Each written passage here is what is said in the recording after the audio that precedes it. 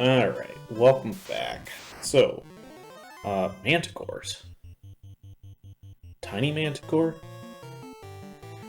I love Tiny Manticore from Adventure Time. He's great. Anyways, in the previous part, if you remember, towards the beginning of the episode, we were told that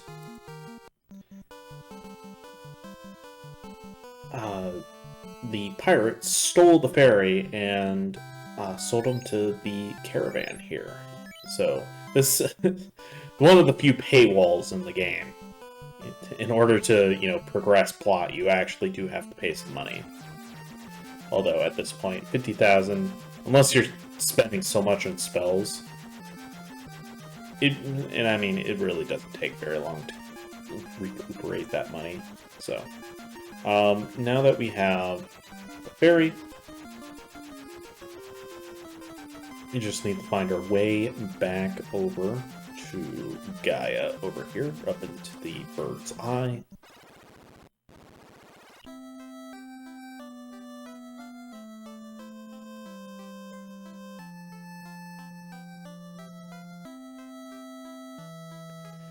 We need to take the ferry back to the oasis, or the spring, fairy spring.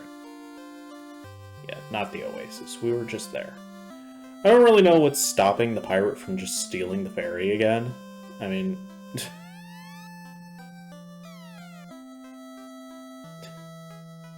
Oh, hey, more white and black magic.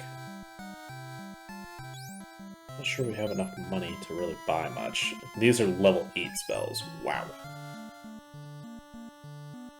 Wall is supposed to be a really good one, although if you kind of want to conserve your level 8 spells, then it's probably fine to just use the lower versions of those. Wall is essentially all three ice, fire, and lightning resistance in one.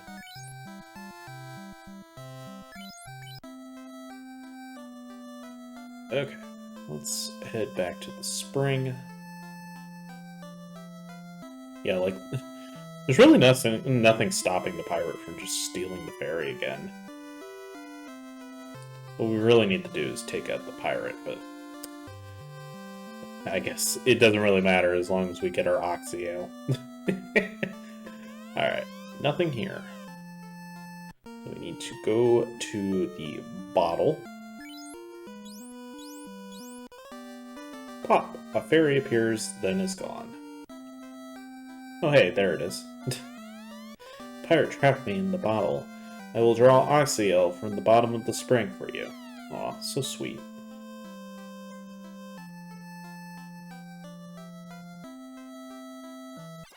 Okay. Now we are back over in Onrock, which is where the water dungeon was. So, in order to actually go to the water dungeon, we need to free the ferry.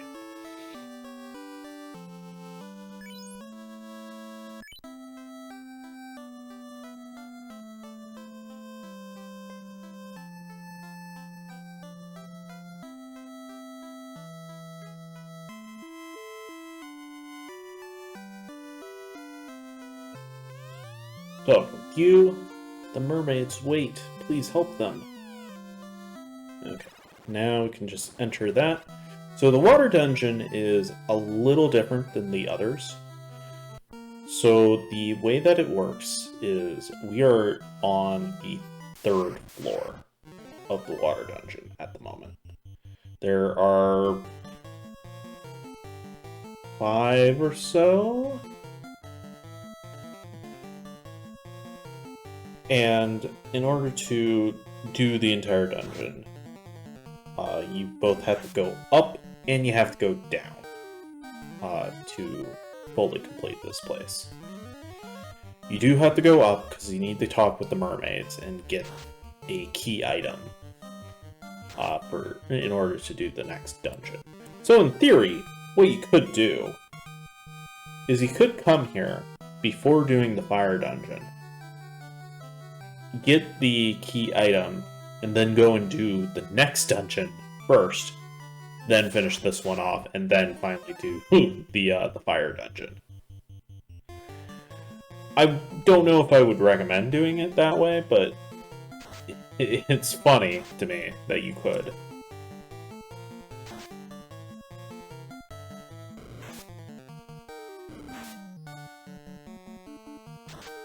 Alright, great sharks. Not much different than regular sharks, just, hit harder. And that's pretty much it.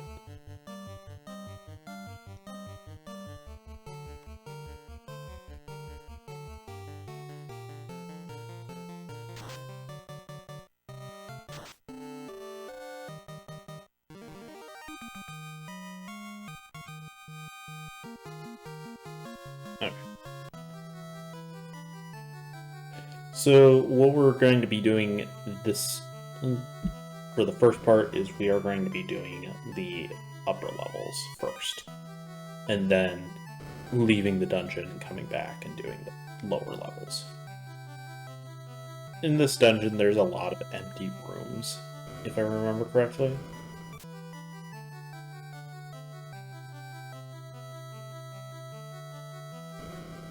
Yeah.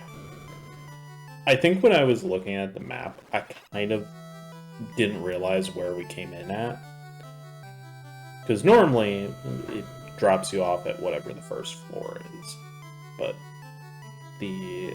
this dungeon is, again, a little different in that regard. Big eyes. I believe they do the same sort of thing, where they cause paralysis. They don't take very much to take out, but I would still recommend trying to go for them first, because they can cause more issues than the Great Whites.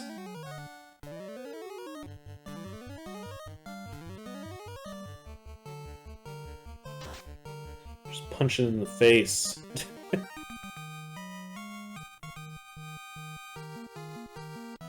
And that's like one of the things they would recommend doing, is like either punch them in the snout or in the eye or the gill or something.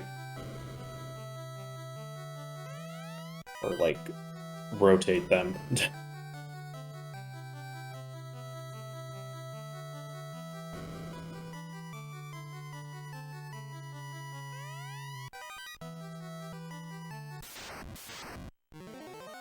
Okay, so I believe that Mage Rod casts, it's either Fire 2 or another spell that, maybe Confusion? Either way, if it's Fire 2, then it's not too bad, but the Confusion isn't all that helpful.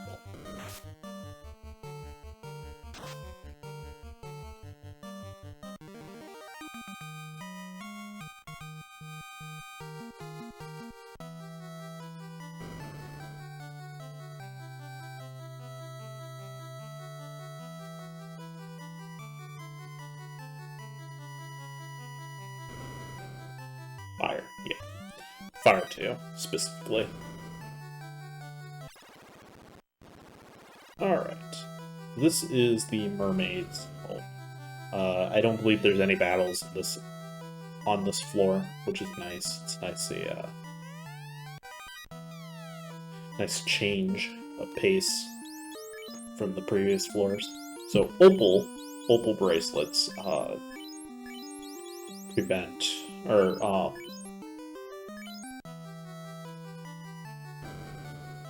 not prevent, it halves damage from lightning attacks.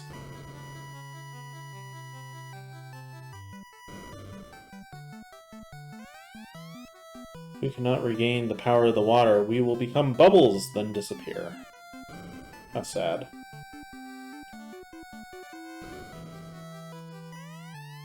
My friend Daryl went to the land, then never returned. I've often wondered what happened. Maybe she grew legs and walked away. Ha! She did. So, the one girl that you talked to who's all about her legs, That's actually one of the mermaids. Unbelievable. You can breathe underwater?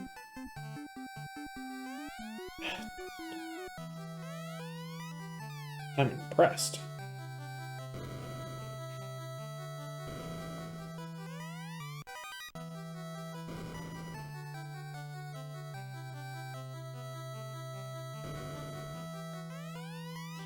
Please save the sea and make the orb shine again.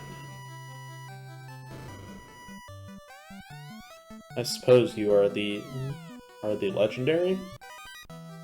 Okay.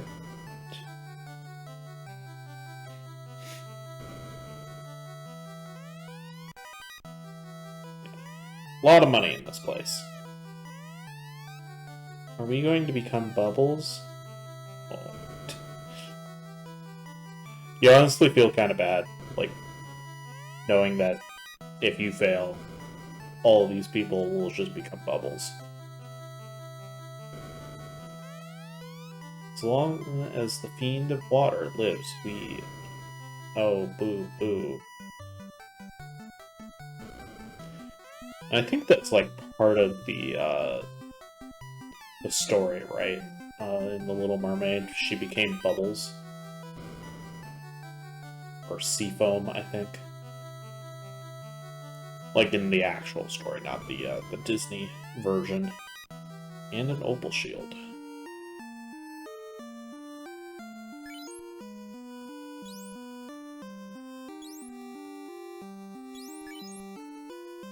Alright. So... Unfortunately, I don't really have a flame something else besides our shield. Since I think I kind of sold a lot of the stuff to free up inventory space.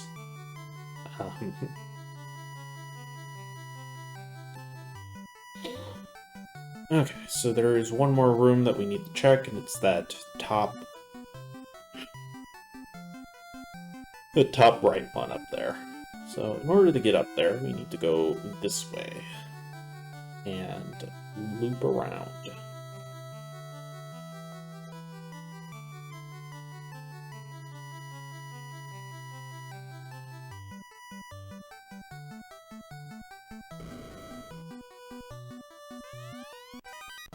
Hey, there we go. Okay, cool. Opal helmet as well, and the main thing that you need, the slab. So you need this in order to get to the fourth, or get into the fourth dungeon. Alright, so let's go ahead and switch over to these opal ones. So we have ice, fire, and thunder affection. So our warrior does not have nearly as much to worry about in regards to elemental stuff. So I do go ahead and exit the dungeon again, just because it's a little easier at this point.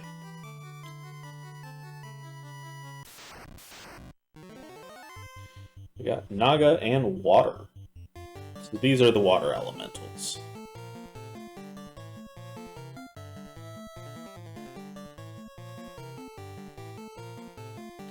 I believe they're actually weak to ice. I think thunder does a fair bit of damage to them as well, but ice, I think, is the main weakness, one of the main weaknesses of the water elementals.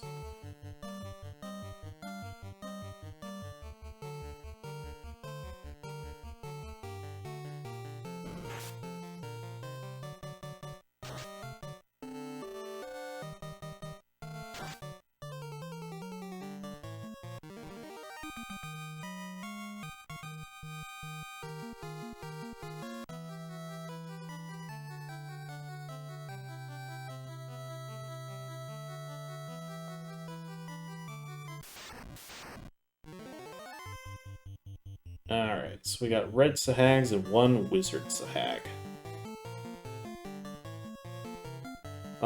At this point, the red Sahags are pretty easy to take out. I think our Zeus Gauntlet will actually take out most of them. The Wizard's Hag, I don't really know what, like, the differences other than their color and maybe, like, a little more health.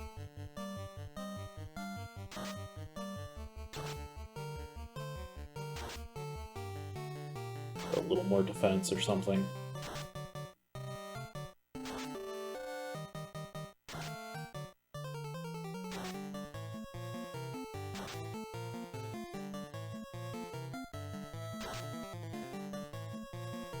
Beautiful. You love to see it. You just take them out in one round.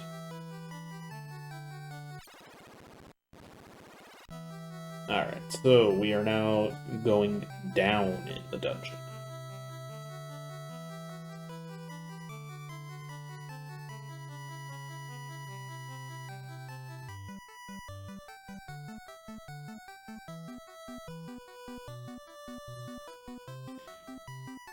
Okay. Don't think there's anything in that room.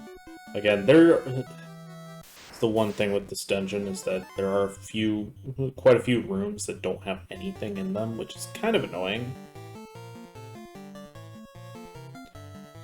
There's a lot, and there's several dead ends.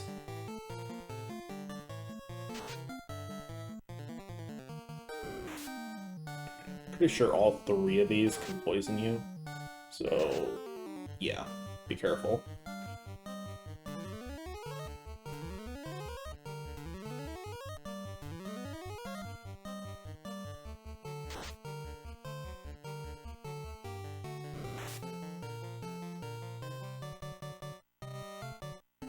Can't remember if at this point I have the Defender exclusively on my Knight. I haven't checked in a bit. Defender is a fairly good weapon to have. It does have a secondary effect. I believe it casts Saber on the wielder, which is pretty handy, actually, because otherwise Saber's kind of a useless spell, because the black magic version of it can only cast it on the caster.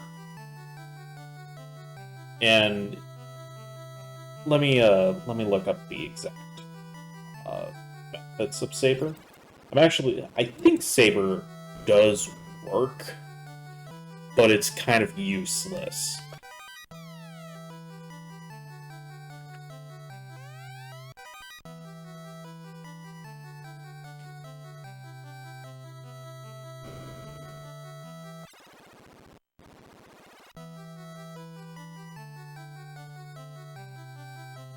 Okay, never mind. It actually doesn't do anything. Not only that, but okay.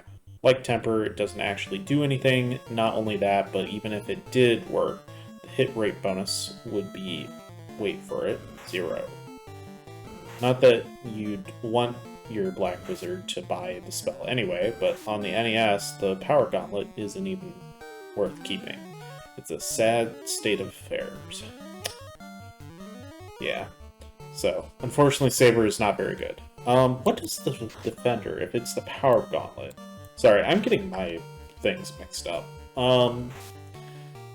Defender is...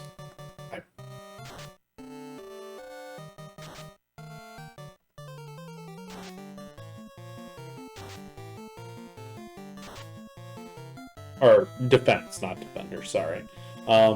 It is only slightly more powerful than the White Sword, but no weapon other than the Masamune has more hit rate, making it a perfect fit for a ninja or a red wizard. As a nice added bonus, Defense casts Ruse when used as an item, granting a significant bonus to evade. So, that's right. Yeah, I think at this point we exclusively have Defense on our... the Defense weapon on our Knight.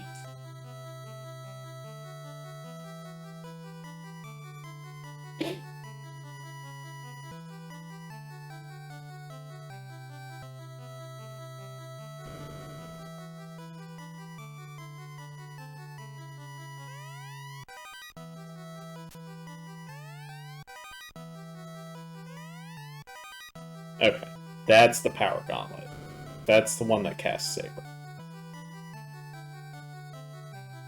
In later versions of the game, Saber's actually good. But the main issue, like, in this one, is the fact that, well, one of the issues in this one is the fact that your Black Wizard, when it casts Saber, it's only casting it on themselves.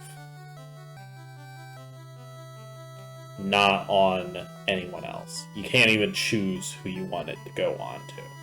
So, again, kind of useless, because you're pretty much wasting a quote-unquote good spell on a character that isn't going to get much use out of it.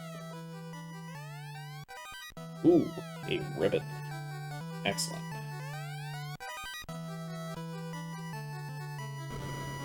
So, that is our second ribbon. There are 3 in the game. Can't remember. I think the last one is in the next dungeon.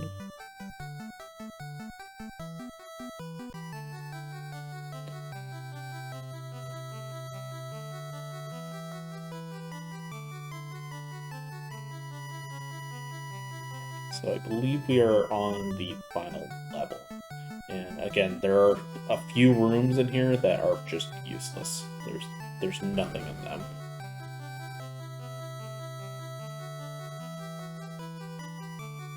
Actually, never mind. Yeah, actually, we are on the right, on the last level. This is the room of the Fiend right here. The Fiend's ball is shattered, evaporating all the water. Ho ho ho. How foolhardily to dare challenge me, Kraken, Fiend of the water. Okay. So, yeah, there's no treasure on the bottom floor of the water shrine, or whatever it is.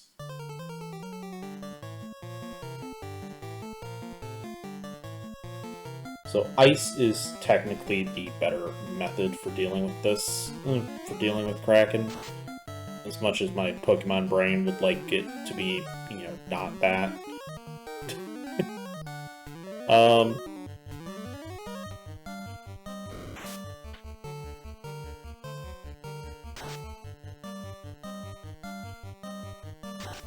His main thing, I think, is Darkness. I think he'll try and cast Darkness on you, which overall is not really that big of a deal. But he does hurt.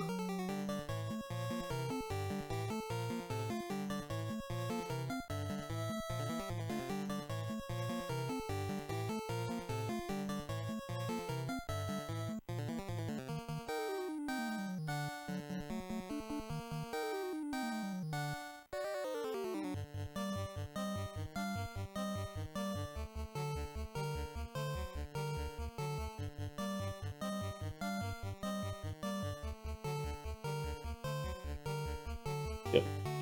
Main strategy ultimately is just cast fast on the fighters and just try and take out his health as fast as possible. He only has 800 HP, which I think each boss progressively gets more and more HP as you go.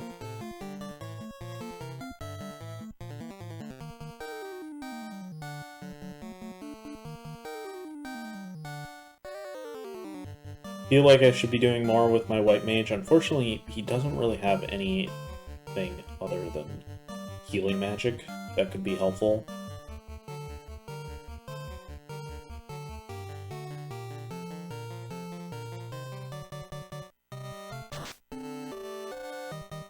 There's a good crit. There we go. Yep. Fast is by far the most important spell in this game. And yep, that is Kraken. And that will be it for this part. So, thank you for watching, and I'll see you guys in the next one.